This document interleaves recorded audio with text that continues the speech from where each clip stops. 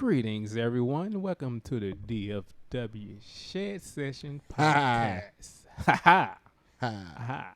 So, yes, I'm Lucius White by the way of Loophole Beats. We got my guy, J Ell Groove. The one and only J Ell Groove. Yeah, we got the wonderful Beautimus. Professor Mel Williams. Hey. Hey, what up?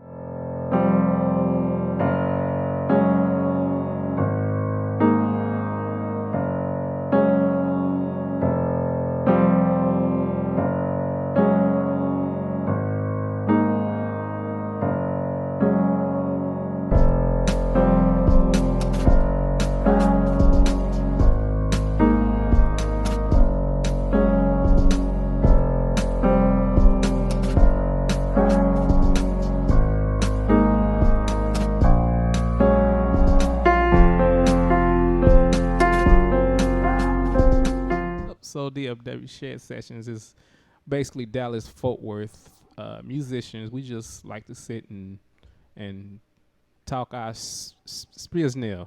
Yeah, I didn't. He said he thought I was gonna cuss. She was waiting on. She looking at me like, "Yeah, you finna say it, ain't you?" Well, yeah, we just here and just talk our noise. So what did y'all guys do over the weekend? Yep. Y'all go do anything interesting? Yep. What's up? What you got? That's what I did this weekend. You did Yep? Yep. Oh, you went to the website, said Yep, and just Yep. That's exactly what I did. Oh, okay. Well, did you do anything? Yeah. I actually went to support a funk band Okay. at the Balcony Club. Mm-hmm. It was really, really, really, really nice. Of course it was. It was my first time there, so it was a very nice establishment. Yeah, Balcony Club is pretty nice. I played there a couple of times. Crowded is I don't know what, Mm-hmm. but nonetheless, it was very, very dope. Yeah, Balcony Club. I don't know. It's a area in the Balcony Club where they have all these pictures on the walls. They have like all the musicians and people that played there. I saw one with Bobby Sparks. Yes, I saw that wall. Yeah, it was quite a few. What's his name? I don't know why his name. I just played with his son just a few hours ago. You talking about Eric Willis? Eric Willis, thank you. Eric Willis, Josh Willis on there too. Uh-huh. Yeah, he's on that wall too. Junior Clark. Yeah. Couple dope people on there. There are some people that shouldn't be on that wall. I think they were there just by default. But Yeah. Hey, good for them. Fun fact, we was back there. Mm-hmm. I was back there helping with the merch for Funk Your Feelings, right? Yeah. And so me and my homegirl, shout out to Helen.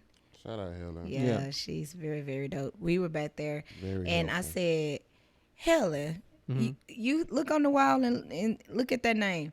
It says Melody. Mm-hmm. And I'm sitting here like, I have never been to this place or sung this place. Yeah. You know what I'm saying? But I just think it was dope. You know, I don't find many people who have my name. Yeah. So I was like, well, if Melody is on the wall, then that singer must be dope. Almost as dope as me. But, All right. Okay. but yeah, it was pretty cool. Yeah, so what did you do? At the balcony? No, what did you do this what weekend? did I do? So let me see. I don't know why I thought I was. Anyway, so I played a wedding in Alvarado, Texas, which was pretty cool wedding. I saw you. You had on a black suit, right? Yeah. Yeah, I saw that. Yeah. He's probably looking at my stories and stuff. Yeah. Yeah, it was very. Actually, guy that plays with me at church, he plays keys and sax, but his main instrument is sax. He's actually a band director, but he been, I'll tell him, Sunday I'm just getting in from wherever I'm getting in from. He's like, man, you gotta put me on the gigs, man. So finally they sent me an email for referrals for, they were talking about they was looking for horn players, whatever. So I put his name in the bucket, and he had did his first gig this past Saturday, and Dope. so and the way it's set up with this company is we never know who's actually playing until like 2 or 3 days before the gig. So when he hit me up like a few months ago because he had the gig booked for a few months, and he was like, okay, I'm booked, but he was a little worried because he didn't know what will be what. He like, because they very particular with everything, like from clothes, you got to wear suit, vest. Yeah, y'all were very uniform. Yeah, we got to wear suit, vest, and all of that. So he like, I got a black vest, but it's kind of got a brown in the back.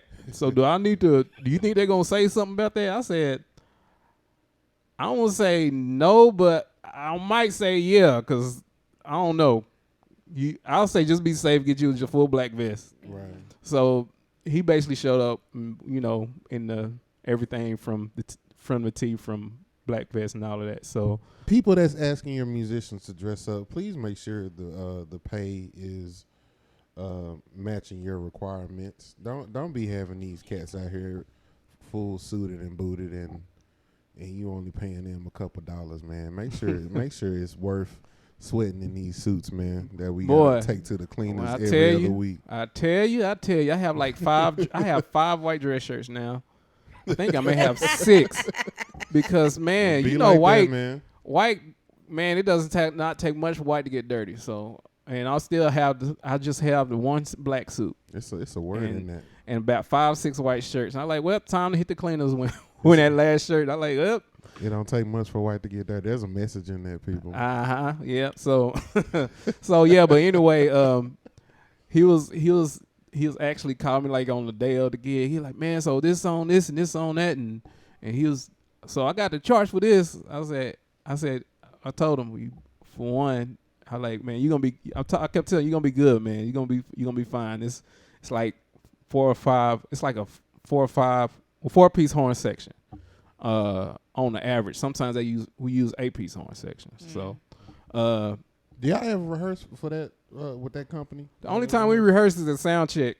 Oh wow! And the sound check, we're really going over the special songs, and we may just run.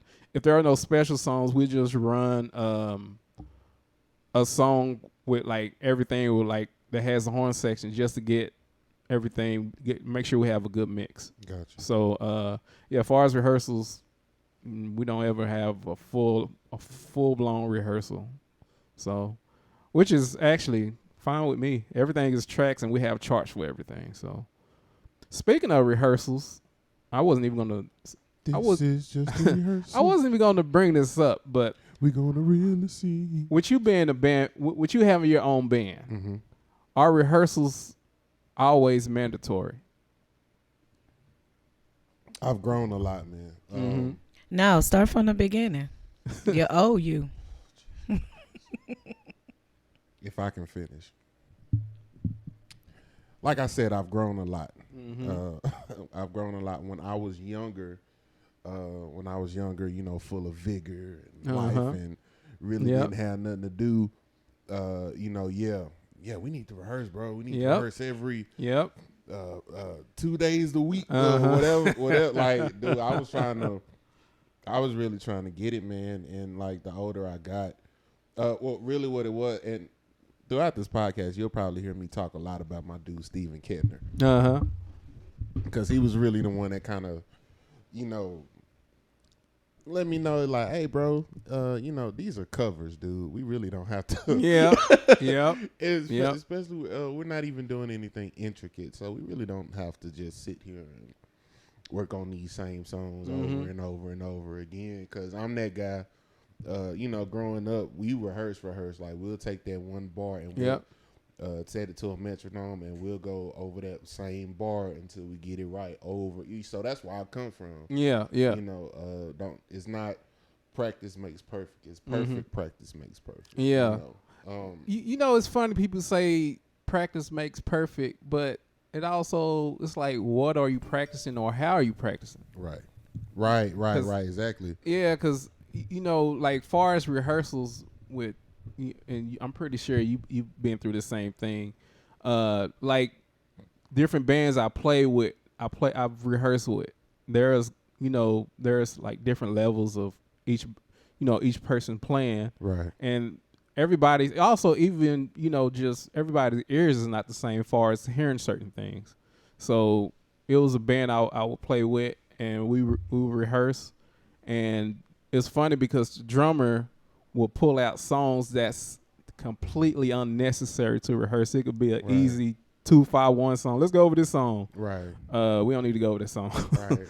But it's those type of things. I'm like, it's like I can hear very, with my ears, I hear most of the details of everything as far as chord progressions or lines where the bass player, or it may be a certain bass player or guitar player, it's like they can't hear it. So sometimes those rehearsals could be, I guess, aggravating compared to. Dude, my thing is, and again, is, this is just me as I got older. It's like, bro, I was I was playing for this church at one point in time, and they wanted to rehearse, and they would rehearse, but just me, I never went. It's like, bro, I'm not about to drive to your side of town to go over Total Praise. I'm not. It's like I just don't see where that makes sense. Man, see, we're going over Total effing Praise. I don't see why we see like with you or drummers. Mm-hmm. I definitely get that. With me, it really touched a whole another aggravating thing because I have to be there. Right. Me being the keyboard player, I have to be there, and I have to go through. That's why a lot of times I end up shedding, doing stuff that ain't got nothing to do with the song, because it's like you be sitting there for however long to make sure the vocals have the parts. And I get it. I mean, y'all want to make sure y'all have, good. But sometimes I wish everybody was like the Matrix. Something. You remember on the Matrix when they were just their program, teach me how to drive a helicopter, and they program. Yeah. Because choir director of my church, anytime he told me we have rehearsals, he be excited. Not me. Right. I'm like, I hate rehearsals. But right now, I mean, there are some situations where rehearsals are definitely important. I'm not going to discount rehearsals. Rehearsals are important. Mm-hmm. I think what happens is you have to make sure that your rehearsals are for one, intentional. Mm-hmm. Two, rehearsals are not meant for you to learn the music. Right. Exactly. So what's happening is these cats aren't learning the music. They're not going over the music on their own, and then they're coming to rehearsal trying to learn the music. Yep. And it's like, nah, bro, that's not what rehearsal is for. Rehearsal is to just put all those pieces together, go over those intricate things. We're not doing a bridge on this song. Or we're going to take this song and go straight into this song. We're going to do it this way. Our transition is going to be this way. Blah blah blah.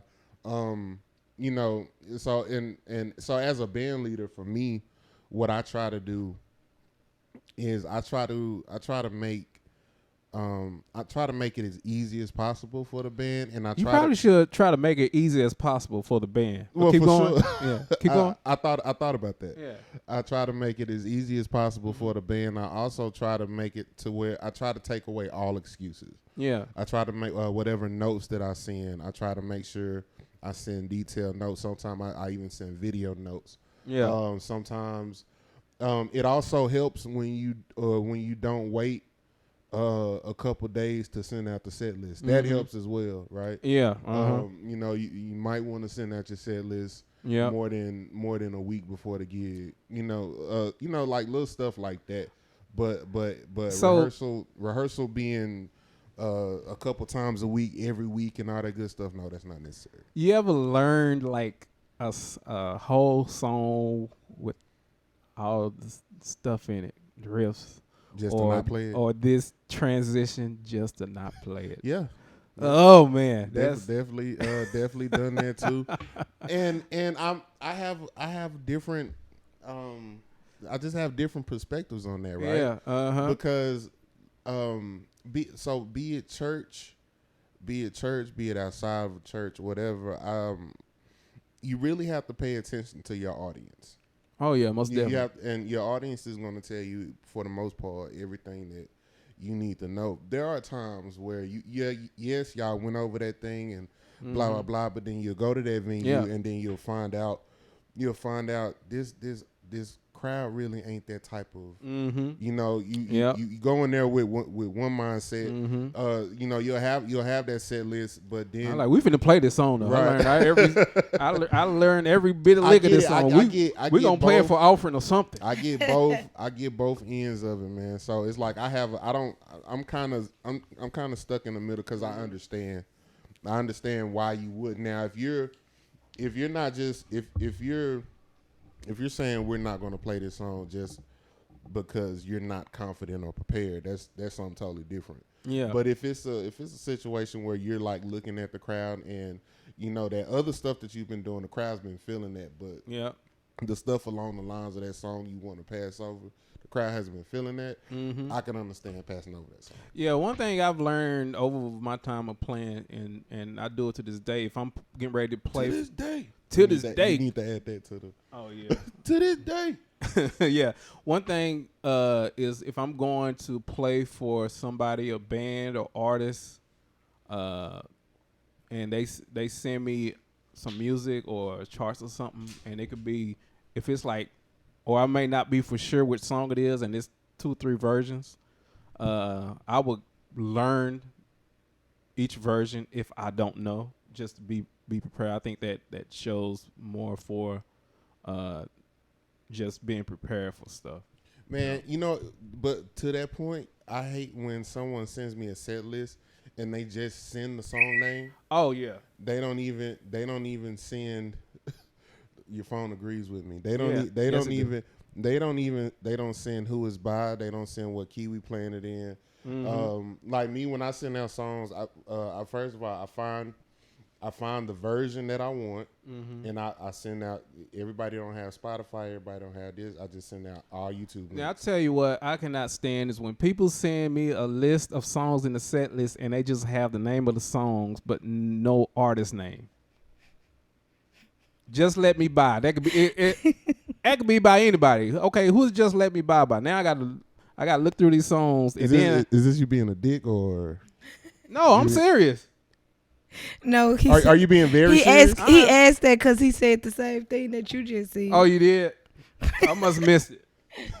I think something tapped into something and we said something. Either he's being a dingaling or these are. I'm just saying it in my way. These are the beginning stages of Alzheimer's people. Yeah, man. I'm just saying it in my way, man. When people send yeah, songs, I pray for Lou Paul.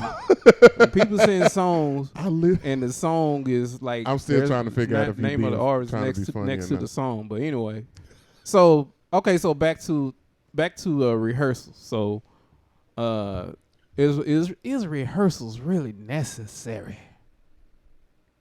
Yes. Is it? Yes. So, I'd say this. It depends. It depends on who it is. It really depends, man. If we talking about choir rehearsal, that's a whole different thing, because the church members, they need rehearsals, because with the average church, most of the members are really not. They can't sing. Thank you. I was trying to be political, but no, they can't sing, bro.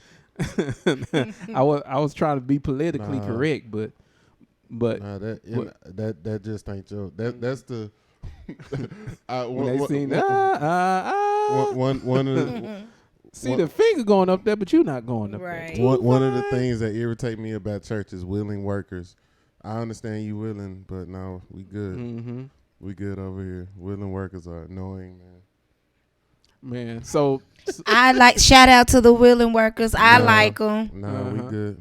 Yeah, good. I have to work with them. I like them. Yeah. So what I'm saying about rehearsal, I'm saying more of like outside the church, like band rehearsals, because there has been bands that I've rehearsed with. It's all one and the same to me. Huh? It's all one and the same to me. Yeah, it's bands I rehearsed with, and it still just wasn't. It really wasn't working with me. Okay, so. And sorry. I just want to let me go finish. ahead. So then there's been guys that I play with, solid guys I play with, and never had one rehearsal, had a solid set, and no rehearsal. And people be thinking, how long you guys been playing together? This is our like maybe like the first time I played with these guys. Right, exactly. So I mean, it's a lot of times it just really depends on the person. But then it's also been people I never played with, and we should have rehearsed. right. Nah, it's definitely that's what I was about to say, because I've been in, and we're not gonna even talk about church because we know it happens in church. But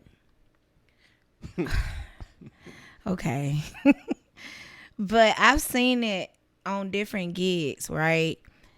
Where especially if, let's say, the core factor of the band is not there. So like, you know, you have your keyboardist that's a staple, and your guitarist that's a staple, and your drummer that's a staple, and your bass.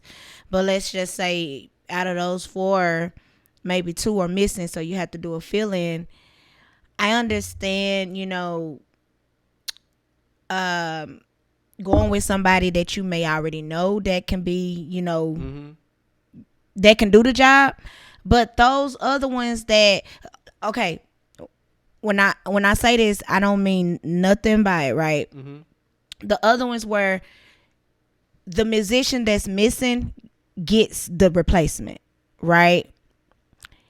You don't know nothing about the replacement. How do you just, and then during the show? So you hold on. So you saying a musician that fills in gets replaced by some one of your staples? So let's say your guitarist, right, can't make it, and he's like, hey, I can't make it, but I got such and such that can fill in for me. I don't do that. And that's why this question is not to you. No, I'm just saying most. Well, I'm sorry. Yeah, go ahead. So they get, because I know in church we do this a lot. Whoever is missing, you need to find a replacement, and they need to be of great caliber, or at least your caliber. You know what I'm saying? But that's like Russian roulette to go to a gig or go to a church service or whatever, and have a musician that you have never played with before, and then let's say they bomb.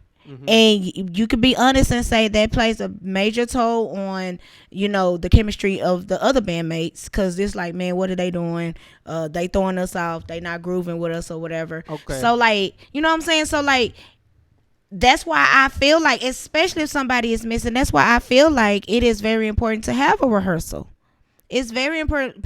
You know your key component. Now, if the tambourine player is not going to be there, okay, ain't no need to, you know, or the triangle person. I'm being very facetious. It's somebody that is not a core factor of the band. But when you have, especially if you're singing a song or playing a song that, you know, have a solo part, a guitarist solo part, or you know what I'm saying? Yeah. Well, yeah. See, well, that's why I was saying it really depends on the person, because there are some people. I mean, I know guys that gotta have charts as far as playing or like music. There are guys that just have a good ear and just picks up on everything real quick. Some people don't pick up things too quickly, or they doesn't resonate. But actually, I have an interesting story. So this band I play with, I still play with it from time to time. But so the drummer and the bass player, their skills are just not quite there. But the drummer, he's the band leader. So I did this gig. I was playing with them some years ago, like kind of like pretty much on the regular. And Drea Randall, shout out to Drea. So Drea Randall was singing with them here and there, doing gigs, but she really wasn't feeling the vibe of the band, and like the bass player and the drummer is kind of like the heartbeat of the band. Sure. Yes. So like if you don't have a good drummer or if you don't have a good bass player, it's gonna kind of be like you part of the problem. Yeah, it's gonna be like So at this time when I was playing with them on the regular, she was doing gigs with them, and then she ended up getting a gig at Buttons when Buttons was going around. So shout out to Buttons, I remember that. That was a good stage. Yeah, so she kinda. So this was her band, and she had Thaddeus Tribbett playing the gig. So and DeAnthony was playing the gig. So DeAnthony, she was trying to find a keyboard player, but she the keyboard players, I guess she couldn't. That was I guess playing in the R&B black circuit, whatever. I guess a lot of them was booked, so she was trying to find some other keyboard players, and she was going back and forth talking with DeAnthony, and DeAnthony like just called Paul, but she had this thing. She felt like I couldn't handle the gig because of me playing with the other band. It's like whatever was going on with that band, she felt like I was part of whatever the situation. The band was like whatever the vibe was that band was bringing. It was like it was putting a sting on what she was feeling about me, about if I could handle the gig or not. Right. And then she was trying to make it because, well, this is Thaddeus Tribbett and this is so and so, and I just wanted to be a solid thing. So, she kept going back and forth, and she'll mention this keyboard player, and the answer like, no, I don't think that's gonna be a fit. And then she'll mention this person. He said, I don't think. And then he just kept going back and forth. So finally, cause he called me like a couple of times, told me about the situation. I wasn't making no big deal of it. I like, okay. So finally, she decided to go ahead and put me on the gig, and I ended up doing the gig, and the gig was amazing. So after the gig was over, she came up to me personally, she like, man, I'm so sorry. I did not know you play like that. I have so much, respect for you. I said, oh, no, it's all good. She said, yeah. And then she said, I told her, I said, you probably was thinking a certain way because of that band I play with. A lot of times, we just doing gigs, making our little money or whatever. Right. And whatever gigs you call, you just try to fight your way through the best way you can playing with, guys or whatever. So, but yeah, but doing with that now, that band, I've had rehearsals with that band, and it's still just stuff just still wasn't sticking because the drummer, he never plays any of the grooves right, like ever, like. Yeah, man. Like I know you know J Kells. That'll do it. Yeah. So J Kells, we was at a rehearsal and J Kells was singing, and we was doing. He was singing. Yeah, he was singing on this gig. I did not know he sang. Yeah, so I didn't know that. Yeah, so he was singing on this gig, and so we was in a rehearsal, and the drummer, was doing My Prerogative, and I'm pretty sure you know how that groove goes on that song. So Nick was playing. He was, the hi-hat is like on the down. Right. He kept playing it on the up. So like J Ell being the drummer, he like, that's not right. Drum room is wrong. So he was just telling him to just play the hi-hat on the down, and he still kept playing on the up. Like J Ell's literally got on the drums and played the groove for him. It had to show him, yeah. And then he got up and he still played it the same way he was playing. J Ell said, man, forget it. Yeah. So that's why I said, man, I mean, it just depends. It depends on the person who it is, but yeah. Now, Jay, when I asked that question, you said I don't do that.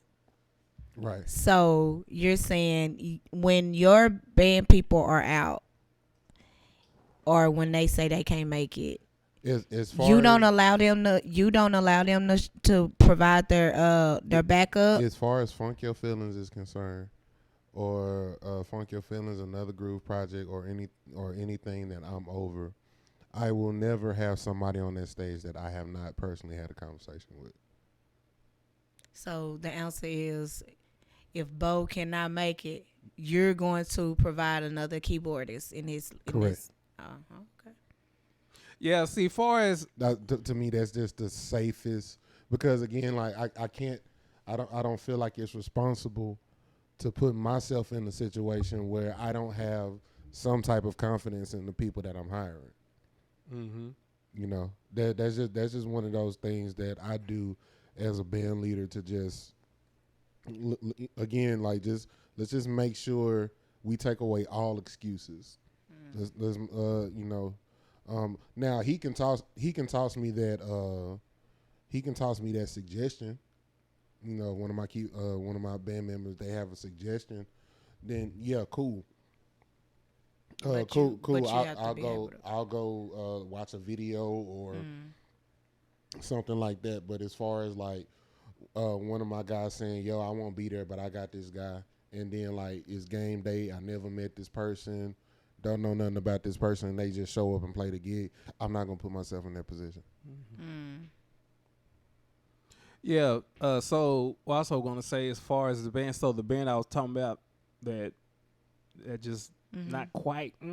So so I usually call those type of bands like a gigging band, and then like his type of band is kind of more of a show band, or because he kind of has his own sound or his own thing that he's presses towards too. So like. Towards the mark. Yeah, press towards the mark. Or like a perfect example, like a Snarky Puppy or Ghost Note. But see, like even you brought up Snarky and Puppy. then those are like high caliber musicians. Yeah. Now I actually had a conversation with Mark Lettieri some years ago. Asked him if they ever rehearse, and he said no because they really don't have time. He said the only time they may rehearse is at sound check, and they may go through because like I mean the craziness because their stuff is like. Each show, because I used to watch them on YouTube faithfully. Oh, for sure. And I had plenty of Snarky Puppy late nights. Man. Yeah, so like, and like, none of their stuff is the same ever. Right. Ever. Never the same. So I'm like, Shout a lot of that stuff, they be coming up. It be like on the fly. Right, right. They have like the meat and potatoes. Yeah. My very first Snarky Puppy, the one song that hooked me on Snarky Puppy was Thing of Gold off the Ground Up album. Yes. Oh yeah. Like I heard that song, I had to have had that song on repeat like 30 times, if that. Man, I was at my house like, cause I had my speakers was they were booming, man, and I had my computer hooked up and like I got my front door open. I'm outside. Yeah, I'm outside kicking it, drinking and listening to Thing of Gold 37 times. Yeah, see, I remember when Snarky Puppy used to come to Profit Bar. Yeah. When that was when I first saw Snarky Puppy when they used to come to Profit Bar. This was this is even before Sean started playing. This was like I think Sput had just started playing with them. And I used to see them and I remember one time they came and Dana Hawkins played drums. Oh yeah. At Profit Bar. Yeah, it was crazy. So I was I forget who I was talking to. I was talking to one of my young homies. As a matter of fact, it was outside the Freeman. Cleon and Marcus Jones. Shout out to the homies. They were standing outside, and I had one of my young partners, Jared Bacon, with me. And I was just saying like, yo, we was all just talking about old memories and stuff like that, and of course like the Profit Bar came up, and it was something. It was a spirit in the Profit Bar, man, that was just unmatched. Yeah, like musical genius, musical gold. Like just it was something about one being in the atmosphere, and then two, if you ever got the opportunity to touch that stage. Yep. Man. It was something. I miss those Wednesday nights, man. But yeah, it was man, that was different. I remember when I first started going there, they used to play like they went from it's like it evolved like to where they was playing like I was hearing more jazz tunes, and then it started changing to like the hip hop R&B. Right. But it was like so soulful and tasteful the way I remember from Braylon to Wes Stevenson, Nigel, Cleon Marcus. It was before Cleon had hang time. I remember. Yeah. So those good times, man. So okay, so let's get to like working like gigs and like a working musician. So like when you first started out gigging, like was there a system you had like far as getting work or getting gigs? I didn't have a system, man. Like, well, let me say this: did you have a system then, and like, is there a system now, like compared to then? So my then and now is kind of the same. Is was different is the people and caliber of people that I play with. So for it was just relationships, man. Yeah. It was I don't Keyword. Relationships. good relationships at that. Yeah, yes, sir.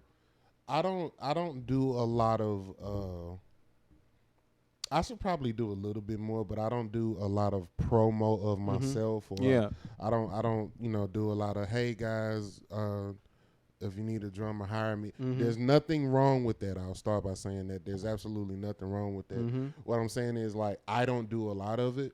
The vast majority of my gigs, man, were just relationships that I've built over time. Yep. One dude saw me play with another dude, who saw me play with another dude, who saw me play with another chick, who saw me play with somebody else and somebody else and somebody else, and then just building that, and then going back to hosting my own jam session, and those people being able to see me, and vice versa, see them, and then just over the years building that Rolodex. That's before you continue. That's another thing is when you said my own jam session. Yeah. That's why, like, man, for musicians, whoever, you can always, people talking about how do I get this? I mean, you can always curate your own environment of things. It's just a matter of doing it. Right. Well, go ahead. Right. But yeah, man, like, just and then now also, right, so with somebody see me playing with somebody else, so then now what's going to happen is they're going to go to that person and say, hey man, what's up with the drummer? Is he first, the first question may or may not be, like, are they exclusive to you, they only playing with you, or you mind if I go blah blah? And then of course you have to understand musicians talk. Well, how is he? Is he cool? Yeah. Is she cool? Blah blah. So not only being skillful, but then just having carrying yourself a certain way. Yep. Going to your gigs, learning the music, showing up on time. Yep. Having decent equipment. Show up early. Not early on time. Not not getting super drunk. Not fighting with people. Not bringing a bunch of drama to the gig. Just different stuff like that, man. So me being able to just have a uphold decent business ethic. Yeah. You know what I'm saying? And just being able to pass that along from band to band. And I want to say another thing. That's kind of how musicians, please stop lying. Stop lying about who you play with. Yeah. I just got off we talk this man. tour with Chris Brown and we talk, bruh. Like, here's the thing, man. Men and women, you never know who you are talking to when you saying these things to other musicians, because a lot of guys know the real guys that's playing it, for Chris Brown or whoever it is, and then you end up looking like an ass. Sorry, man. I had to go ahead to say it. I mean that's what it is, man. It's like, and not even. Oh well, I'm not gonna sit here and act like musicians don't gossip, because they do that too. Oh yeah. But as far as just those conversations, bro, did you hear about so and so? Man, so and so was at the gig and they did this, blah blah blah. They showed, and it's like. Truth be told, I've saved a lot of musicians by not telling some of y'all stories. You know what I'm saying? I've been asked about certain cats. And I'll be like, I'll just go to my default answer. Man, hit them up, man, see what's up.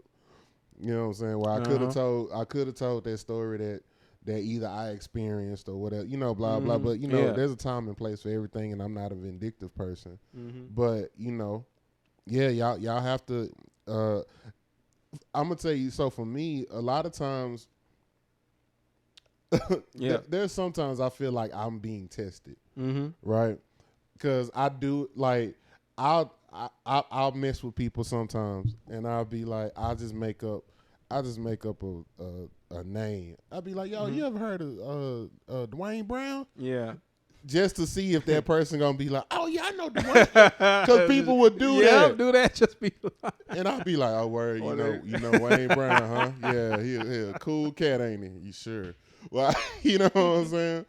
That be all in. Yeah. But I went to high school. Me and Wayne Brown went to separate schools together. Hey, you know, like went to separate schools together. You remember that scene in Life when Eddie and Martin was in that Right, bathroom? right. We talking about we went to high school together. Da. all of them, man, because cats be out here wilding. So because I do that to people every now and again, a lot of times I feel like people do that to me. Uh-huh. So even with that mindset, I will straight up say, no, I don't know. And then I'm also, you know, with even with the Dallas scene, I wouldn't consider myself popular. Mm-hmm. I wouldn't.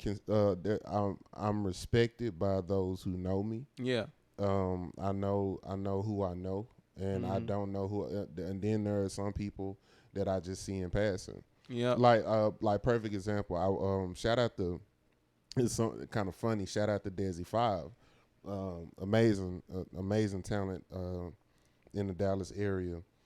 I've been following Desi 5 for years. Mm-hmm. I've seen him in Deep Ell and passed him, even dapped him up, blah blah blah, all that good stuff. Well, I was just able to work on my first project with him, and Buddy legit, and this is no shade and no slight. Buddy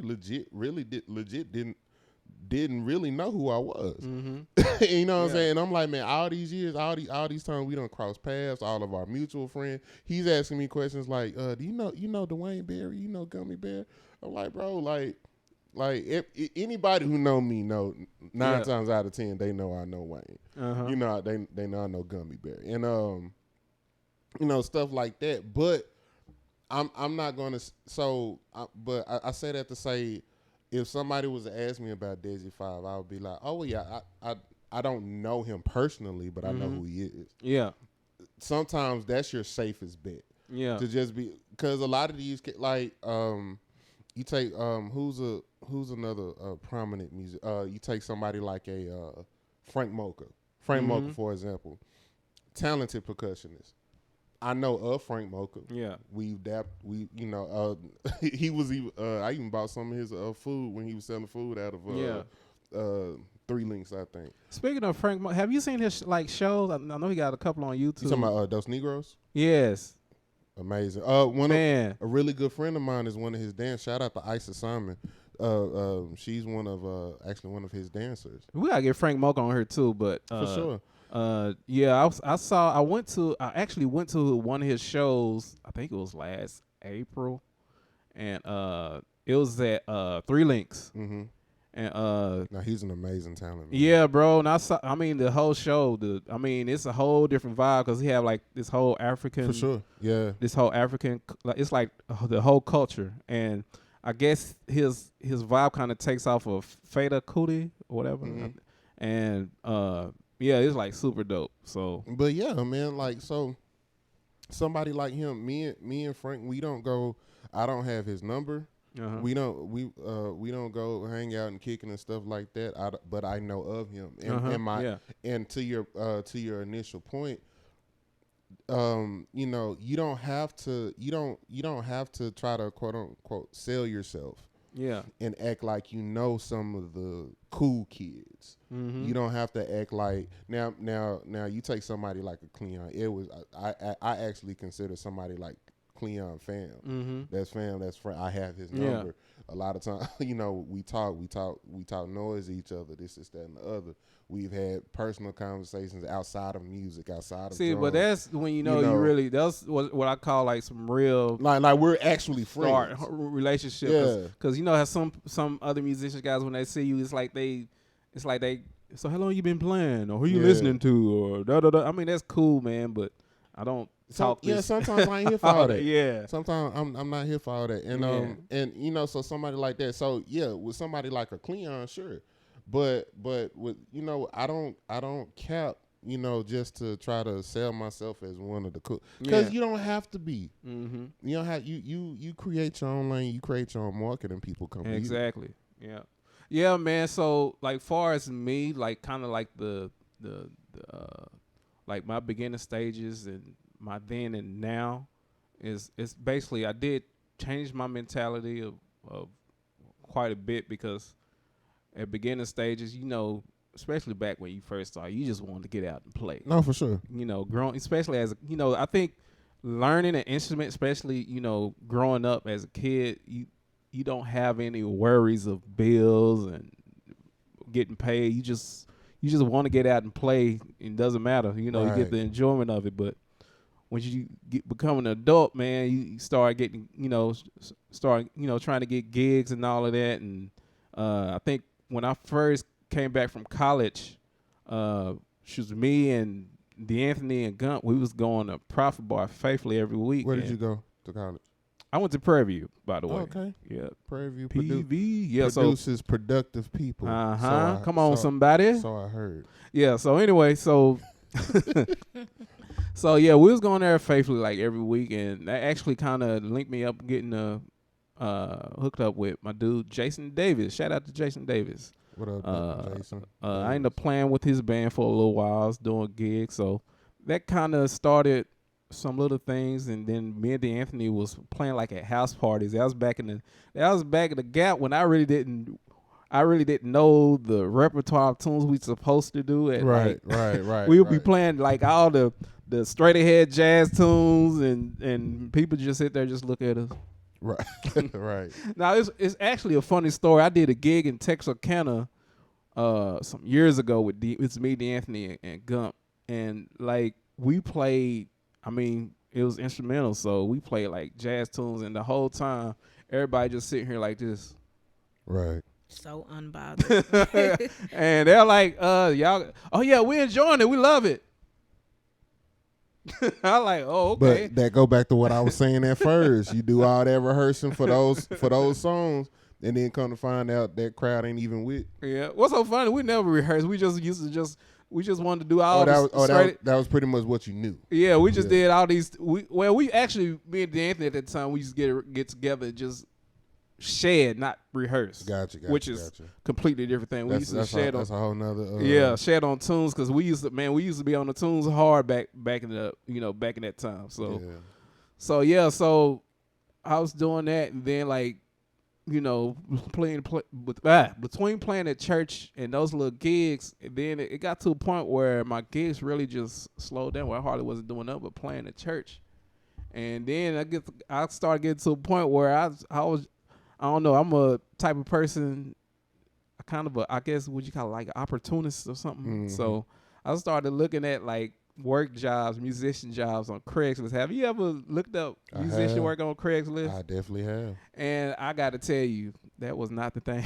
Craigslist. I was on Band Mix for a little bit. Okay. I didn't even know Craigslist was still a thing. This was back in like 2012, 2013. This was some years ago. So, okay. But yeah, between Craigslist and bandmix.com, that's what I was on. Okay, so I would go on Craigslist and I'll just send messages, or I think I might have made a couple of my own ads about just looking for bands to play with, just to see what was out there.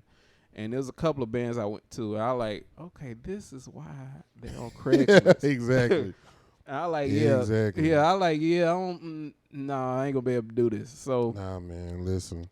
When I was on Band Mix, I didn't mean to interrupt you. When I was on Band Mix, I came across this, and I'm still semi cool with the guy to this day. But that probably one of the biggest waste of time. Mm-hmm. You know, because it turned into that garage band thing where you're again rehearsing every week or whatever. Yep. No gigs lined up, no nothing, just in somebody's garage. You know what I'm saying, that they done gutted out, and just going over these songs that you'll never play. Yep. Yep. So shout out to Band Mix. Yeah, so at that time, I think by this time I had got I was in my first apartment, and I was starting out at this time. I started paying a car note. So at this time it was like crunch time, because I got to make some things got to get some more work, make some more money. Cause at the time I had the last cash car I had was a Mazda, and I didn't find out till after I got the car that they was known for transmission problems. Yeah. So, and it was so funny because the guy that I bought it from is a mechanic. And that's the first thing I asked him. I said, these good cars? Oh, yeah, man. Mazdas are great cars, man. And, dog, the day I drove off with that car, I couldn't go no faster than like 65 miles per hour. Terrible. So, I took it back to him. I told him, I said, yeah, I can't. I was telling the situation. And he was like, I don't know, man. I don't know what it is. So then, the following Sunday, I went and my choir director, he said, man, well, hopefully you don't have that same problem. I was like, you know what? He said, man, Mazdas, they known for bad transmission, but hopefully yours don't do that. Terrible. So long story short, I had that car for, I think, a year, maybe 2 years, and I just said, man, forget it. I went to a dealership and traded that joint in, and I was like, welcome to the car note family. So I did that, and then I ended up being an Uber driver for a little while. So, but what I was getting to is I started changing. I just changed my mentality of where I was like, you know what, I'm finna treat myself as people need me, then I need them. Because for me thinking that way, I feel like if you show, I guess, some way of being desperate or something, people could easily take advantage of that. Definitely take advantage of that. Man. Yeah, so that's why I like, even there's even stuff that I say no to, and that's another thing. Musicians, it's okay to say no to gigs. You don't have to take every single gig. Our money ain't good money. Yeah, so that's legit. Yeah, but also if there's a gig that's really not paying well, and it's not nothing wrong with that either, depending on what the gig is or who the person you're doing it for, because like you said, it's been relationships. I did a gig with a guy, and I forgot where it was, but I think it was about 2 hours away, but the gigs were only paying like $150, and it was a drummer. I did that gig, didn't think twice about if it was worth. I just did it because he hit me up and I was free and I did it. Well, just so happened a few years, I think it may have been 5 years later, this dude hit me up on text, just random. I ain't talked to this dude forever. He like, hey man, you free to do a gig on such and such a date? I'm like, yeah, what you got? And he said, yeah. He just said, yeah, it's Maya. I like, so I Googled Maya. You know who Maya is. Of course. So I Googled Maya and I saved the photo. I said, you talking about this Maya? Yeah. And he sent me back laughing out loud like, yeah. I said, heck yeah, I'll do that again. Right. So yeah, man. So and you know what's so funny, man? Like when other musicians send you stuff about that, you get sent stuff like that so many times, you still don't know if it's actually true or not till the time actually come. Like the rehearsal we had, and she actually came in. I said, okay, this is for real. Nah, man. Because sometimes it's about building those relationships and investing. Like even the Sunday morning gig that I play now, I got that because I invested time. I invested time and talent into a not so well paying situation. And I mean, if anything, I was just more so helping that person. But that wound up leading to like this super dope Sunday morning opportunity for me. You know what I'm saying? Yeah. And it was like, yo, all it took it was building that relationship and investing that time, and it wound up working out on my end. Hey man, look. I know I said this already, but I really feel like this is gonna be the best episode. I really feel like this. We pulling out the teas tonight. I really feel like this is gonna be the best episode. Shout out to everybody else who's been on here, but I know I said that already, but I think this is gonna be the one. Yeah, before we take this break, I just want to say, far as Dallas Fort Worth, DFW Shed Sessions group, musicians, singers, artists, music educators. If you guys want to come and be a part of the podcast, if you got something to let off your chest, make sure you guys just leave us a message. You can also send a message to our email, which is dfwshedsessions@gmail.com. So I just want to put that out there. I got to get better to doing that. And also know we do take requests. We just don't play them. Right we'll see y'all in a little bit, y'all. Magic, oh, you got the magic, magic, magic. I cannot imagine, magic, magic. Girl, you got the magic, magic, magic. I cannot imagine, yeah, magic, magic.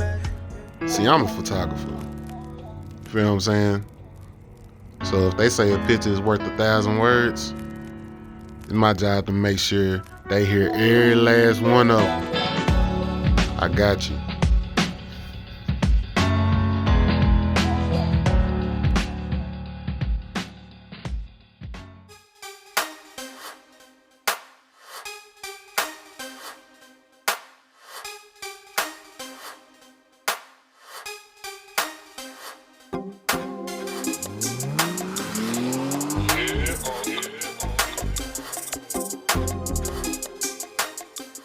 And we are back. We is back.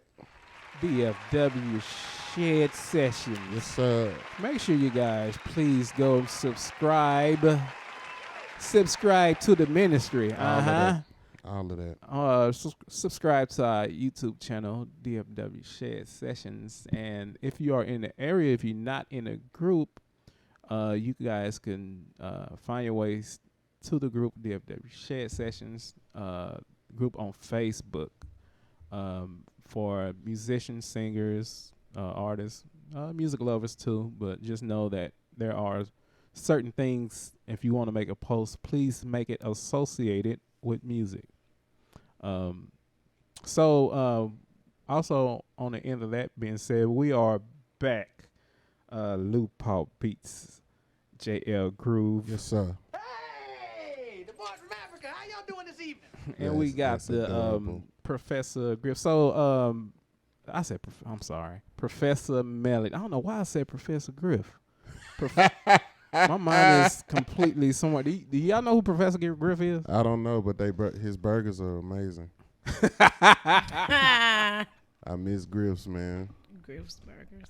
That was a staple. It's his burgers. That was a staple in the community. Actually, Professor Griff used to be part of Public Enemy rap group. Oh, okay, I got you. Okay. Yeah, I definitely went to Griff's Burgers. That's definitely right. But yeah, I'm so sorry. I'm Professor Melody Williams. Don't let it happen again. I'm sorry. You still messed it up. Professor Mel Williams. Professor Mel Williams. I'm sorry. You keep saying Williams. Will. Professor Mel Will. Professor Mel Will. We could edit it. I just want to put this out. Social medias. So go ahead with the social medias. So J Ell Groove. What's your tags? Yeah, man. Your tag 'em. It's gonna be who is J Ell Groove or just J Ell Groove, man. Just JELL Groove. Grizzle. Oh, Groove. Yes, sir. Yeah. Or you can also follow me my band Funk Your Feelings. Funk Your Feelings. FUNKYO Feelings. Your boy has just taken on a new venture in photography and videography. I shoot any and all content. That is any and all content. And that's just one of my projects. So that's another Groove project.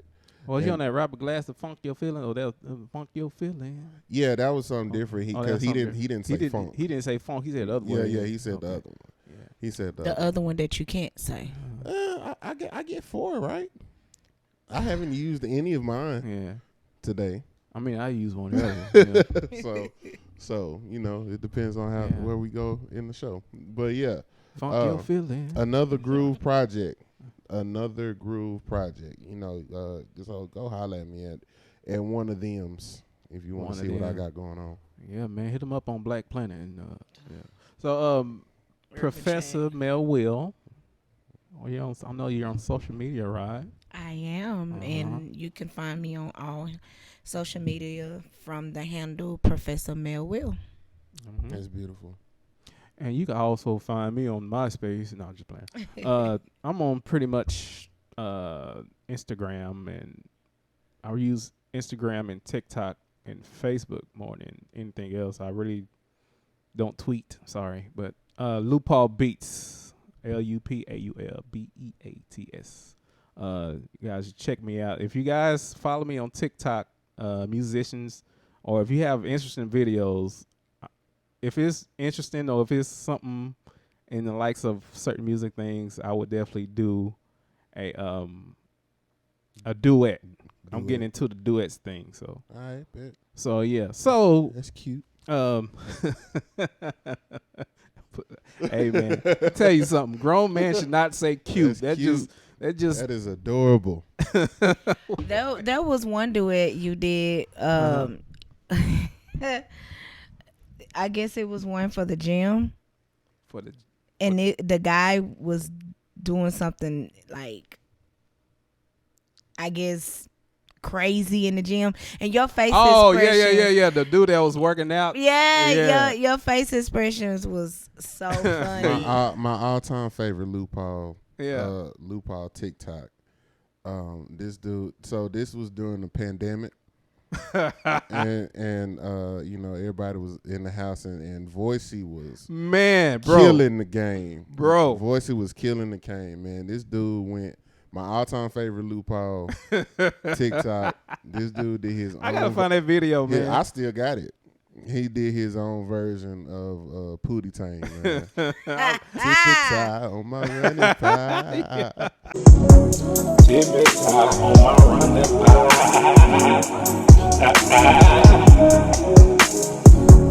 Take me down on my gravity. Like, yo. I want to see that. Yo, you got to see that, yes. Oh, yo. For many of the people that knows that singing is not my forte. I used to tell people growing up. Like, do you sing? I said, no, I don't sing. I don't say I can't sing. I don't. I say I talk on notes. Hey, that's lit. Hey, I don't know if you had this, but growing up, my mama used to have me sing a solo, which was like the most annoying. I'm the drummer. I'm supposed to be on the drum, not singing. Boy for and called up. So I was the only song I would sing is "I Got a Feeling Everything's Gonna Be All Right." That's funny. But I never sung. I just talked. I'd be like, "I got a feeling everything's gonna be all right." Dead the whole time. My, you wanna know what mine was? What was that? It was Mississippi Po' Boy by the Kansas Spirituals. I'm dead ass. That was the song I was known for in church singing. I had to sing that at every program, every youth program. I had to sing that. Well, did you have a dull face and just didn't halfway clap and it just be dead notes? No, or you actually sung it? I sung it. With all your heart. I sung it. I sung it, man. Cause growing up, my parents were older. So growing up, the music that I came up on, before I knew who Kirk Franklin was, Fred Hammond, I didn't know nothing about none of that. I didn't know nothing about it was Quartet. Oh, okay. Quartet. Y'all fan was Quartet here. So man, listen, the Pilgrim Jubilees, Jackson Southerneers, Mighty Clouds of Joy, Slim and the Supreme Angels, and the doggone Canton Spirituals, man. Like that's I knew about all Mighty of them. Supreme Voices. Boy. Yeah, I knew about all of them before I knew about contemporary gospel. Yeah, see, we grew up on Mississippi Mass Choir. Mm-hmm. But I'm from a small town, Milton, Texas. So we grew up on Mississippi Mass Choir, Clay Evans, John P. Key, of course, and then Kirk Franklin. We starting to get into, the whole Kirk Franklin thing was coming along. Then we had who else? Not Vicky Winans. Well, we did kind of have some Vicky Winans in the Albertina Walker. Okay. So I have no idea who that is. Dorothy Norwood. What? What? Albertina Walker. Oh yeah, see, we was in the Kojic Go church. do your homework. Yeah, Albertina Walker. She was what's that song? Makes no difference. What the problem? Yeah, that was Albertina Walker. I mean, that was like the Kojic anthem song when I was growing up. Between that and Victory Is Mine, Dorothy Norwood. So yeah, that's what I grew up on. Yeah, surprisingly enough, I'm just really just not as up on the gospel scene as I. Yeah, I don't I was late to the party on a lot of stuff, man. I was late to the party on those things that those tunes or those artists that people say, well, if you grew up in church, you should know. I'm 9 times out of 10. Now I've played all of them, but also this one of my weaknesses. I'm also terrible with song names. Oh, me too. I am I'm that guy. Like even on a gig, it'll be times where somebody will call out that tune, and I'll be like, what tune is that? And then they'll sing the melody. I'm like, oh, okay. Yeah. Oh, that one. You know what I'm saying? That's me. Anywho, we have a recurring segment on our show. We have but before you get to that, no, I'm just playing. Come on, go ahead. Come on, let's get to it. Let's get to the segment. We have a recurring segment on our show called Top 5. All right, so this is just going to be your top 5. Is this the thing when Chris Rock was on the movie? There's definitely not. Oh, okay. Definitely not that. This is going to be your top 5. So I'm going to ask the panel. We'll start with you, Mr. Lupal. Yeah. What is your top 5 venues to play at? Top 5 venues to play at. They don't have to be in any order. Man, I mean, so are you talking about now or just I played at since I've been playing in Dallas? Your musical history. You don't even have to be in Dallas. Your musical history. Okay. Out of your resume, the venue. Okay, so I would say that I played it. Now, okay, so is it jam sessions involved? Is it a paying gig or is it just a paying gig? This is a venue. Or I just played it. Period. This is a venue where you've gotten on the stage and you've played. Okay, so first thing I would definitely say is Profit Bar. I will say the Freebin. Where else would I say? I will also say Buttons and Brooklyn's. Brooklyn was a nice joint. And you got one more. One more. What else? Where else have I played it?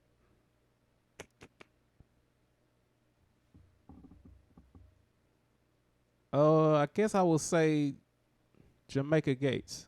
Okay. Yeah, it was nice vibes when I played there. Dope. So for me, if I'm gonna answer that question, for me it's gonna be not in any particular order. There's this I'll say Balcony Club. Okay, yeah, Balcony Club, nice. I'm gonna say Balcony Club, and also from my perspective, it don't have to be yours, but from my perspective, I'm thinking about like staff. You know, staff was cool. I'm thinking about all that good stuff. So you have the Balcony Club. I'm gonna go with Texas Live. Okay. I'm gonna go with Texas Live. I'm gonna go with Sambuca. Okay. I like that stage. Sambuca 360.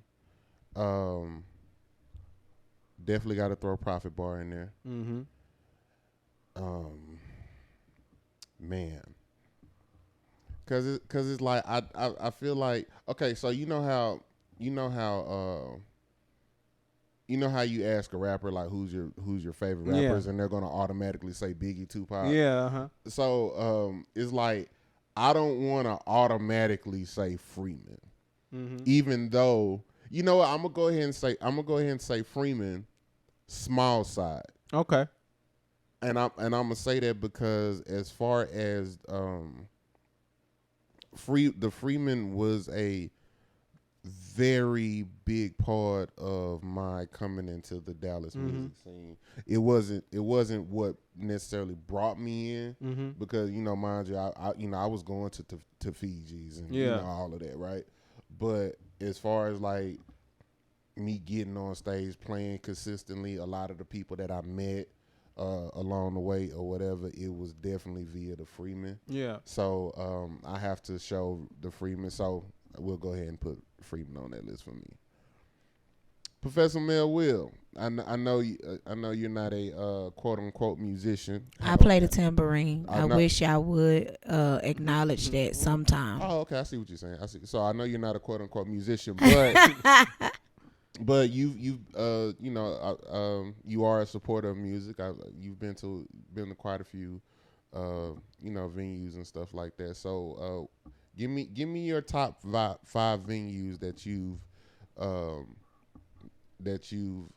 had the best vibes. Just the vibe was just there. I was cutting you off. I cut you off. Yeah. Go ahead. I was going to say the top five venues that you just went to see live music. They had the best vibes.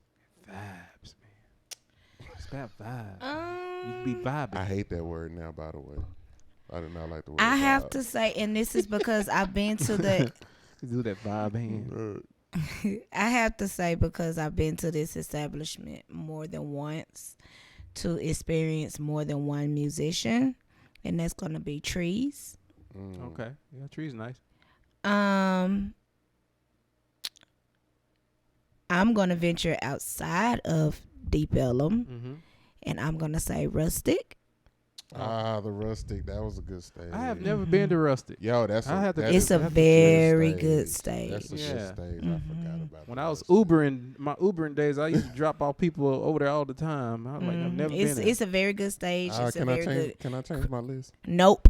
You cannot add it. I already said it. I forgot about the Rustic. Shout out to Rustic. They had the was it the Shiner Bach? Oh, I'm sorry. I do. I have to take one. I have to change. I have to change one. I have to change one of mine because I definitely forgot. What? I have to exchange. Oh, but which one do I take off though? I will exchange Balcony Club for Gas Monkey. Okay. Oh yeah, I forgot about Gas Monkey. I'll allow it. I played. Gas. I forgot about Gas Monkey. Yeah, are they still doing events? I don't know. Cause I did actually. I love Balcony Club. Don't get me. I put Balcony Club on my list, and that's because I just recently experienced them. And Gas Monkey was dope. just such a dope stage to play. Yeah, cause I did a gig with Brianna Parker. Shout out to Bree. Okay. Actually, that was first when I met her, and I found out that her and Ben siblings. Yeah. So shout out to Ben Parker. Yeah, that was with Donald Johnson. Shout out to Donald. Had hit me up to do that gig, and we was at the Gas Monkey. And was this a Bree and the Fellas? Was that a thing yet? I think it was before that. Right before Bree and the Fellas. Yeah, because this was like 2015. We definitely gotta have Bree on here. 2014. Yo, excuse me. Can I finish my list? Oh, I'm sorry. I thought you. I'm sorry. Go ahead. Bree and Ben, we need y'all up here at the same time to have a music sibling conversation. We got caught up. When he said Gas Monkey, we just got caught up in the moment. Right. Because of the vibe. Let me Hirsch. Now I'm going. So I said Trees. I said Rustic. I'm gonna add Balcony Club to my list. I'm gonna also say, only because I sung on that stage and it was pretty dope. I had never experienced anything like that outside of Deep Ellum. I'm gonna say Six Springs. Oh, Six Springs Tavern. Yeah. I've heard of them. You've heard of them? Okay. I don't know what else, baby. Okay. I just like that. I like that venue only because the stage, how the stage was. Okay. So, and I sung on it. What's up? No. No, this is your list, man. Oh, This okay. is your list. Definitely wasn't on mine. Well, like I said, it's only because, and I'm not saying the venue entirely. I'm saying my experience singing on that stage was nice. Sometimes it don't even be the venue; it be the people running it. But Well, that's neither well, here nor there. you know. Man. I mean, because I've heard of them before. okay, and then my last one, I would have to say, ooh, I don't know. I want to mention this one place, but I don't want to mention that place because I cannot stand the people Jesus who own House? it. Is it Jesus' house? Oh, okay. I can't stand the people who own it. I can't stand the bar people. I can't stand I need, no. I need to change another one off my list. No, you cannot. No. You just really start thinking. You be like, Yeah. oh man, I forgot about that spot. No. I wanna say this spot, but I don't want to give this spot glory. But I like this spot because it was to not overuse the word vibe, but it was a move. Mm-hmm. Oh, I know. It was the It atmosphere. was a move. I know what you're talking The about. atmosphere. It was a move all the time, like for the most part, especially when the Monster Jams was there, or even when Funk Your Feelings or any other band, Celestial Clockwork. I mean, all of the local bands, Tenatonic, Stephen Kettner, all of them. It was just really, really dope in there. I don't want to say the bar name, but It's a bar. It was a bar. Well, and that's not even the bar's name anymore. But it's a bar in Deep Ellum called Titan High. That a lot of people used to go. It's called Titan High, and because you tighten and high. yeah. But yeah, that's what you talking about. Lucid. yeah, It's Yeah. called I sung. Loose and Low. So, so funny thing is, there was this, and I believe, and Jay, you can correct me if I'm wrong, but I believe out of all the times I've sung Rock Steady with Funk Your Feelings, out of all the times I sung it with the band, that particular night, like, supersedes all other nights, and it was at Titan High. Titan High. But Jay, he texted me, Aretha Franklin, she was in the hospital or whatever, people were thinking that she wasn't gonna make it. So Jay texted me and he's like, yo, if Aretha Franklin don't pull through, we gotta do Rock Steady tonight, right? And I was like, I was like, I wasn't gonna go or nothing. But as soon as the news came out, I was like, It was like gotta go. I might have texted her. I'd be like, well. Yeah. Well, I'll see you But tonight. that night, it was just, there's a video. Yeah, I still. Yeah, I still look got at that that video video. from time to time, at least once a month. There's a video. It is phenomenal. The energy, I think I had the full band there that night. I had the horn section, everybody. yeah.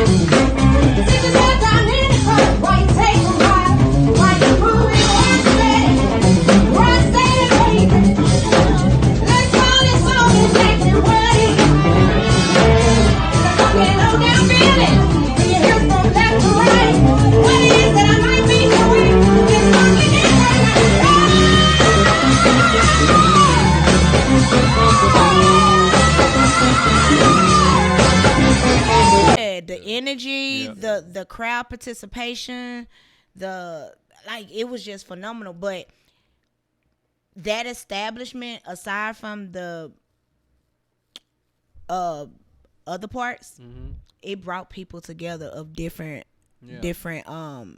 paths and stuff like that. It was really dope. Titan High was definitely a wave. Yeah, it's dope. It was definitely a wave. Man, yeah, Titan High.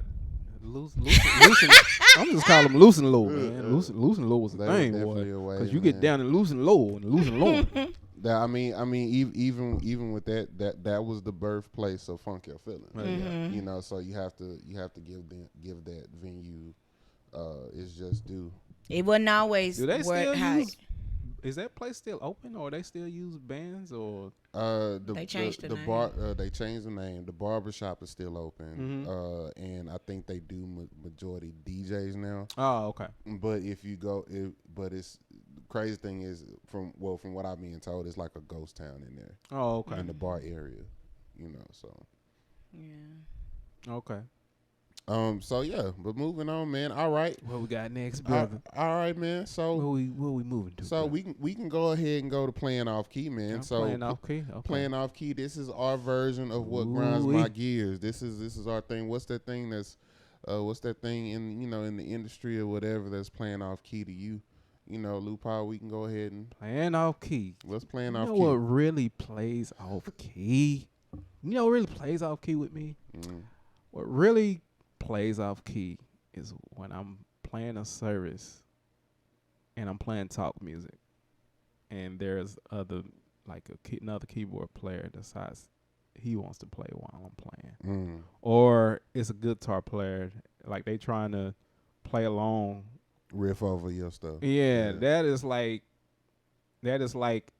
nails going through on the chalkboard to me. I got you. That is like I can't, cause like it's different if I'm playing a song and you playing with the song. Right. But when I'm just playing just talk music, because with the movements you never know where I'm, or either any musician that's playing talk music, organist or piano player that's already playing, like with the movements you don't know where that person is gonna go. So it's like you just let that person have it, because Right. after a while, if you're trying to play while that person is playing, after a while, it's going to start sounding like noise. Yeah, for sure. So that's like one of the things that like irks me a lot. And I'm playing at services, and some guys decide they just want to, hey, I'll go ahead and play with you. No, I'm good, bro. Just sit tight, brother. P. Fessa, what's off key to you? What's in the wrong key? What's in the wrong key for me is musicians, and that's keyboardists, organists, guitarists, bassists, drummers. This is everybody. She said musicians.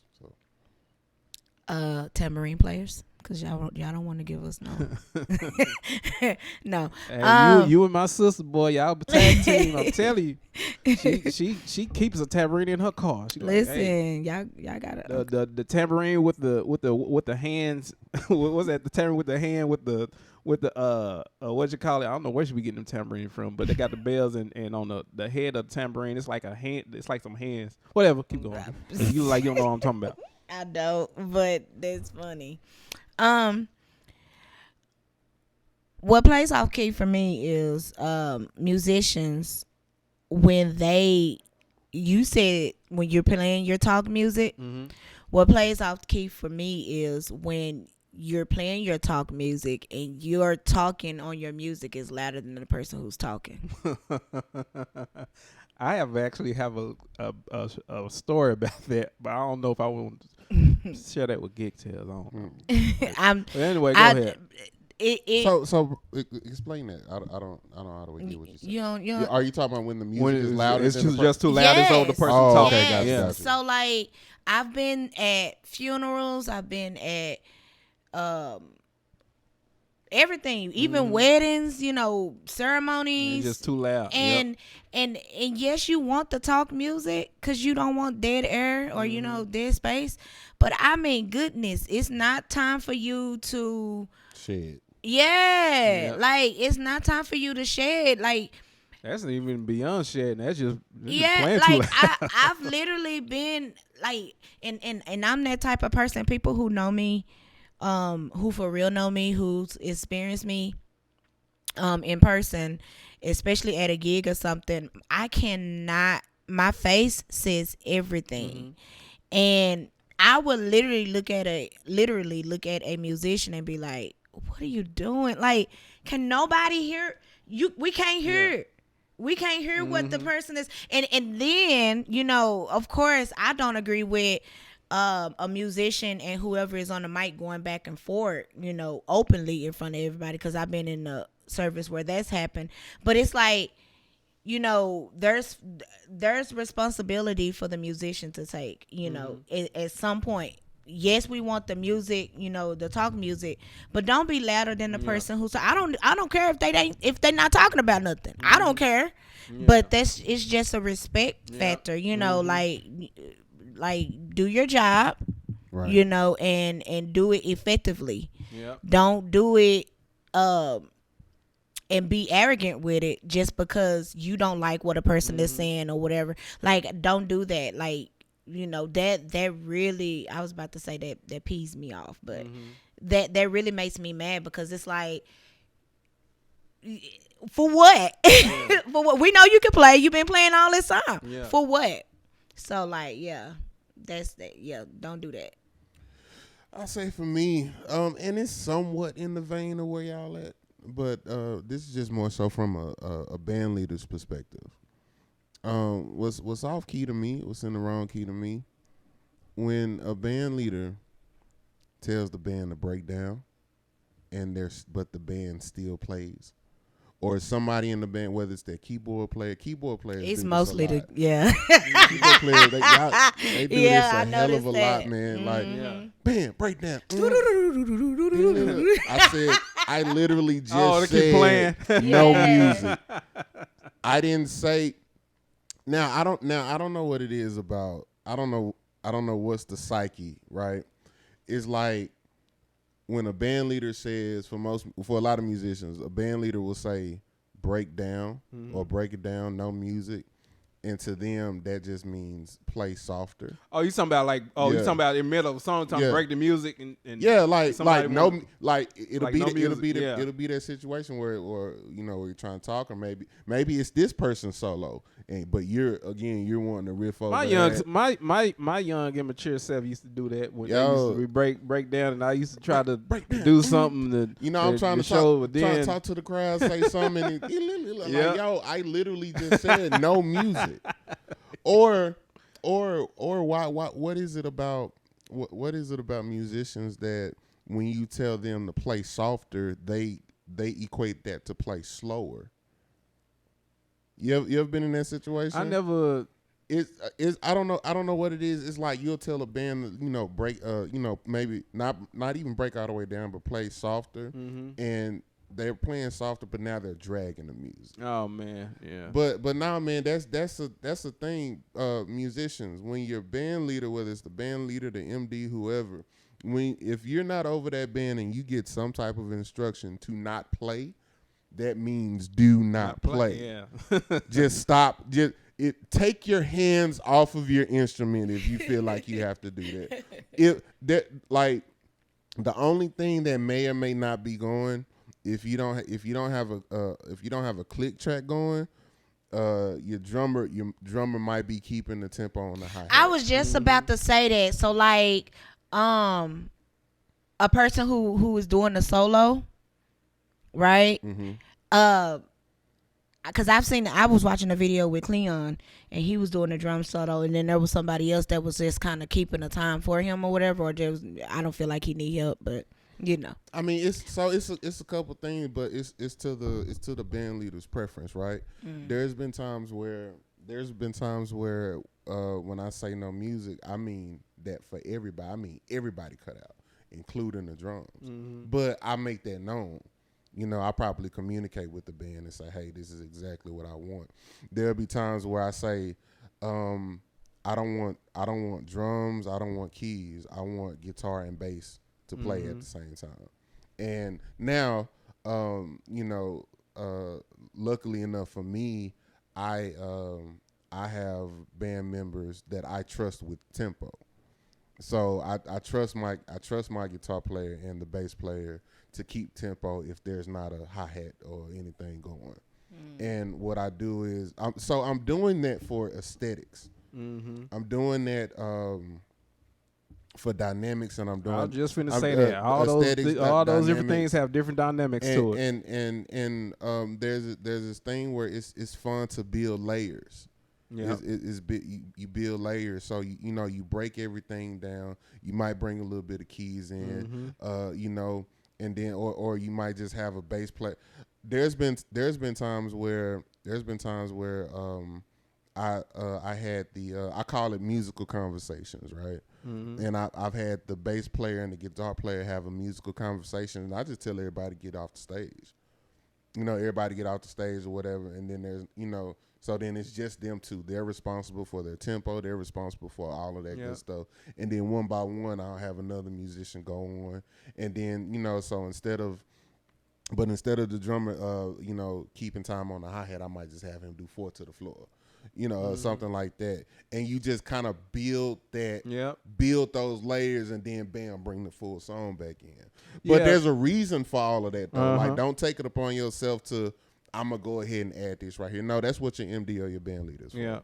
Yeah, that's one thing I've realized over the years, you know, as a musician, and, you know, even taking the lead as a MD or as a producer, is that, you know, over the time you start to realize there are so many different things you could do. Far as, you know, having music or you know, whether it's live or even in production, have you know, just with just the piano and a drum groove. A lot of times, and it has a different dynamic. A lot of times, it. You know, an old school cat told me this years ago, man, when I was coming up. A lot of times, you know, a good musician based off what he don't play. Mm-hmm. You know what I'm saying? That musician that know how to not play, or that musician that knows how to not. And I keep saying he, but it's a lot of dope, you know. But I'm just saying, like, that musician that knows how to not do too much in this moment, or that drummer that knows, your feel doesn't go right here. That goes back to what I said the other week. Less is more, you know. Yo, these are the same. I was just laughing to myself. These are the same musicians that won't break for you. It's the same musicians that won't break for the choir director at church. Yo, please tell me. You don't know what that is. What's that one video? It was organist. It was an organist and that young drummer. Yeah, he cut it, and he kept doing that jungle beat. Yeah, it was. What song was they singing? All I got to do is live right. Yeah, and he was like, da, da, da, da, da. I don't know what song that was, man. That video went super viral. but yeah, man, like, just it's just that thing, man. Like, just when somebody tell you to break all the way down or no music, just follow those simple instructions. Yeah. Also, I want to let that's y'all. How you keep work, man. Listen, yo, like, we in the same vein. I was literally just about to say, yo, there are other people watching you not pay attention, or there are other people watching you not follow instructions. Mm-hmm. There's been plenty of times I've been watching, and I've seen, you know, the MD or band leader say, "Yo, band, do this," and you do the total opposite. Mm-hmm. And guess what? I need a keyboard player, and I'm watching. You're probably not gonna be the cat that I hire. Yeah, mm-hmm. You know what I'm saying? And you know, you're being like you're being watched, you're being looked at. I always assume that in some way, shape, or form you're auditioning. Yep. I always assume that. I always assume that somebody is looking at you, and I'm telling you, man, it'll help you out a lot if you just especially if it's not your band, if you're just there, work for hire, listen to what the people are saying. And that, good people, is what's playing off key to me. Right on, brother. I think we got one more. We got one more recurring segment. What's the next one? It's Gig Tales. Gig Tales. Gig Tales. We're gonna sit back and tell some stories. Yeah. So once upon a time, if I take a nap, back in my younger years, so the deacon and the mistress was back, and they was in the store. I really wish you stopped. And when they was in, I really wish you would stop. So who going first? You have a. I have plenty. You got. You know what? Let's hear a gig tale from the professor. From Professor? Yeah, Professor. I want to hear a gig tale or just a story. You know what? I'll talk about the one from this past weekend. So the church that I do praise and worship at, right? So the drummer had to work, so we had to do some subs. And I sent the song out, earlier. And even that morning I said, hey, this is the key that we're singing the song in. And I'm not that type of person that can say, put me in this key. I don't know keys like that. I know I know when I start singing, I always start in a comfortable key, and I know my comfortable keys. But I do if I take my time. This is just a sidebar. If I take my time to learn or to know what I'm supposed to tell a musicians or my musicians, I expect for them to come game day ready. Cause I've went above and beyond to communicate what I need. We finished prayer, and we're getting ready to, and I'm exhorting and everything, getting the people ready, And straight out the gate, you missed the one. Oh man. Come on, Doc. You gotta hit the one. And it is a well-known song that I'm sure almost every church has either heard or sing it. Was it Every Praise? No, nah. I cannot stand this. I'm not coming to your rehearsal to go over Every Praise, by the way. If you just and mind you, and we didn't have no rehearsal because I knew the song was When I Call Your Name. Oh yeah. Okay, so I said, hey, we singing it in A. Oh, okay, cool. Prayer finished, and I'm exhorting, and and so we waiting for the beat to start. Yeah. And we're like, you gonna start? Listen. Any day now. Yeah. So the keyboardist, he's like, hey, you need to play. He's saying it. You need to play. So they start playing, and we go to the chorus. King Jesus, coming back to the verse, miss the entire one. Busy. Oh man. And this one of them, I got it. And I got I'm it. I ain't got nothing. I don't know if you're trying to make up for not, but you're still messing up. Oh, and man. so that's my thing. And so I sat there and I was like, the trooper that I am, you taught not to, to keep going, not to show, and so we got through it. But I was just like, come on, man, this is I feel like it's an easy song at this point. Everybody and their mama sing it. I told you what to be expected. I told you the outline of the song. We didn't do nothing different than you know what I'm saying? So yeah, that's my get tell. The musician just totally missing the intro and the one. Yeah. Man, that's rough. I think my gig tell it's simple. I'm gonna go back to when I was a young whippersnapper. Oh, I was, and when I say young, very young, like still wet behind the ear. Yeah, behind and in front. I went to the Antonio Maceo Smith High School, and our jazz band actually got hired to play a banquet. Okay. Because we were just that dope. So, again, very young cat, man. And of course, this wasn't my stuff. All the instruments that we were using were from the band room. I was using the drum set and stuff like that. So, got everything. We we getting all in our respective cars and stuff like that. Parents driving us to this hotel. I forget what hotel we was at. Set up, got everything ready to go. Where in the F is my cymbal bag, man? I done left my cymbal bag in the band room. Oh man. And so now, and there's a video of it somewhere. Now I'm having to play this whole gig with no cymbals. Oh man, that's no whack. cymbal. No, yo, That sucks, the man. keyboard player, the dude, And it's a jazz band. yeah. Oh man, that's rough. No, but we playing stuff like Mr. Magic, stuff like that. And So you hear click, click, click, click. no, even more cringy. The keyboard player is turning. He turned his on. He was the cymbal sounds on Yeah. the So he started trying to do the cymbal sound. He tried to help you out on the keyboard. Like I've done that before, actually. Like funny. cause I just up and left my whole cymbal bag, man. Oh, shame on you. Man. Shame on you. You were not prepared. That was one of those rookie You mistakes. were man. not prepared.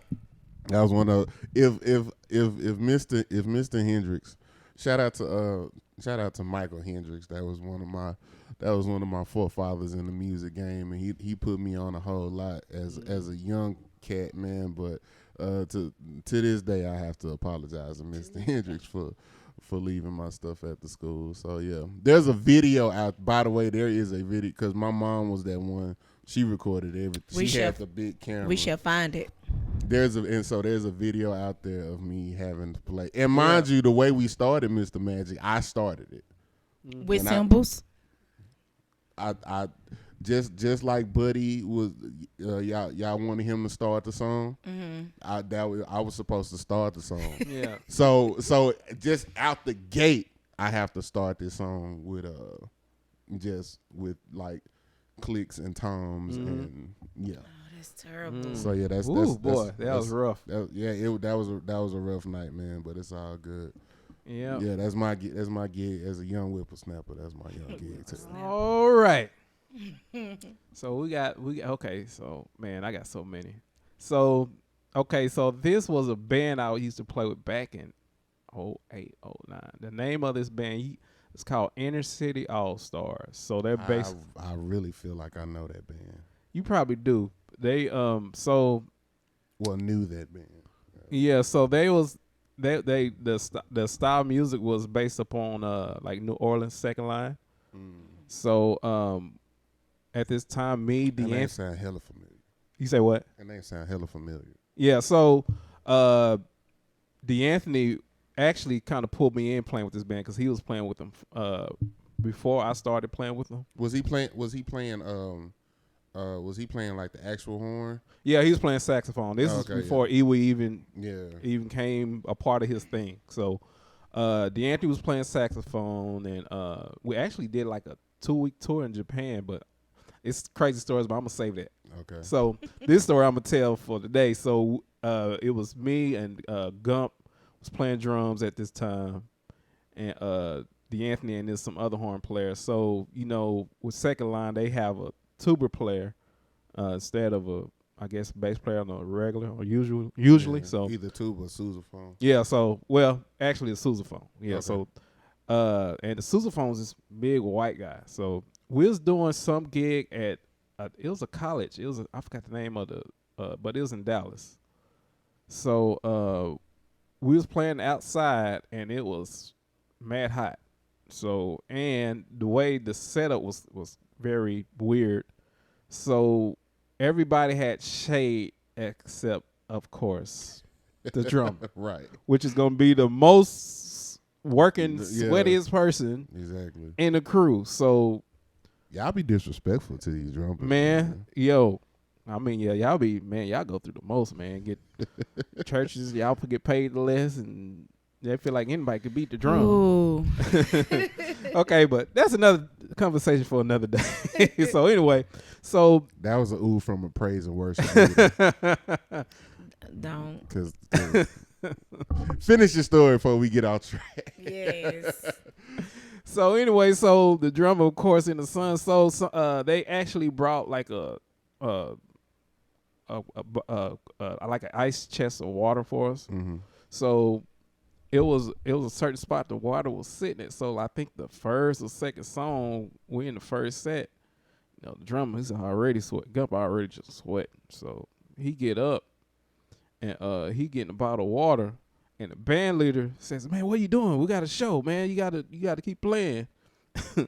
And then the big white guy, sousaphone player, he said, yeah, man, like he was co-signing the band leader. Oh. And he used to always do that. He's always co-sign. So like, Don't need no help. yeah, he said, yeah. And so like Gump is like, he's a straight thug. Right. So like he said, the sousaphone player said, yeah, man, we gotta keep the show going, man. So Gump said, and he was so calm. He said, "Man, you better calm your ass down before I beat your ass." Man, Andy was just dying laughing because the dude, he didn't even do nothing. He just looked at him, then Like, he just kept playing. He just wanted some water. That was too funny, boy. How like, man, yeah. So that's my story for the night. That man, is 'cause funny. you better Ah, calm that your made me ass want. down. That made me want. That made me want to tell. I'm gonna keep it, and we gonna have him on the show eventually. But that made me want to tell. Talk about the story. The very first night I met my good brother Kingston Livingston. I'm gonna tell that story. Not that's gonna be on my other gig tales, but that's a very interesting, very funny story. Yep. Yeah, the first time I met him. But yeah, shout out to King, one of the more doper guitar players, man, in the area, man. Super dope. Very dope. I when I very first started Funk Your Feelings, he was in the first band, and I actually developed my sound around him. Yeah, because I if I said I'm gonna start a funk band, I have this particular cat in mind, and the way he do his thing, man. I was like, yo, I need something like what he got. So shout out to Kingston Livingston. Shout out to brother Kingston. Yeah. We'll have him on here one day. Yep. Yeah. If I don't know, when we get King though, we might have to do the little bouncing balls. that dude, he more country than country, man. Oh boy. Oh boy. Yeah, I tell that dude, hey man, talk, speak with proper vernacular, brother. You gonna say, yeah, doc? Yeah, doc. Doc. That dude is, cause he, I forget where he. Killing Doc. Yeah. Why is that the musician that keep killing Doc? Just yeah, that- man, I need some lessons. Well, you know, Cass is saying Deke now. They saying Oh what? yeah, Deke. Deke. Yeah. Yeah, Deke. Yeah. Yeah. Like Deacon? Yeah, but it's Oh Deke. Yeah, my that's- gosh, y'all so churchy. Yeah, Deke. that ain't me. That ain't me. I went through my little church musician phase. but- Killing Doc. Deke. Or when they woo Doc. Yeah. Yeah, Doc. Yeah. Hey Bishop. So Right. Oh, Robert Gaines got that bad. oh yeah, I love Robert. Robert. Every time, hey, what's going on with Positive? He's shaking. Oh. Like, come on, right. My dude Josh. So with the company I play with, I played for the Christmas concert, the after party concert, and Josh was there. So with Josh, Josh. So with Josh being there, I said, "Oh man, this dude's finna clown literally the whole freaking time." So like, he is extremely funny, especially on Facebook. He is very funny, man. yeah, shout out to Josh Scott. But this dude, so the singer, first of all, the singer kept passing the mic to saying like, I want to say probably about 15% of the crowd, probably even more, was other musicians and singers that sing and plays with the company, because we usually out playing, so it was a whole different thing playing with them being there. So this was like a company thing? Yeah, it's a company Christmas. They do it every year, so it's a Christmas concert. Okay, got you. So and it's Jordan Kahn, by the way. Yeah. Jordan Kahn Music Company. Shout out to Jordan Kahn. So anyway, we was doing we doing the after party, and I saw Josh, and I was like, I know this dude finna be clowning. So like my dude Corey, he was handling the lead doing the singing, so he started like passing the mic out to like, I think the only sing he passed out was like Taylor Pace. Okay. And then he only gave it to Taylor like one time. Then he just kept giving the mic to Josh, and Josh singing like all these pop songs, so churchy. Like Shut Up and Dance With Me or songs, just I like, man, this dude here. So then Shut up. yeah. So then like it was like one or two songs I had the keyboard solo. I couldn't even play doggone keyboard solo because this dude, woo! Yeah. Woo! and then Woo, he like shaking. I'm like, dude, get away from me. And then like he'll probably quicken and do all that other stuff. And like he's super funny, man. Man, idiot, man. Oh, especially with that it take 1,000 horses to drag me from God. Like he's the reason I found that clip, dude. Oh man. Yeah, that's my Shout dude, out to man. John Scott, man. That dude is seriously funny. He will be here at some point in Oh, time.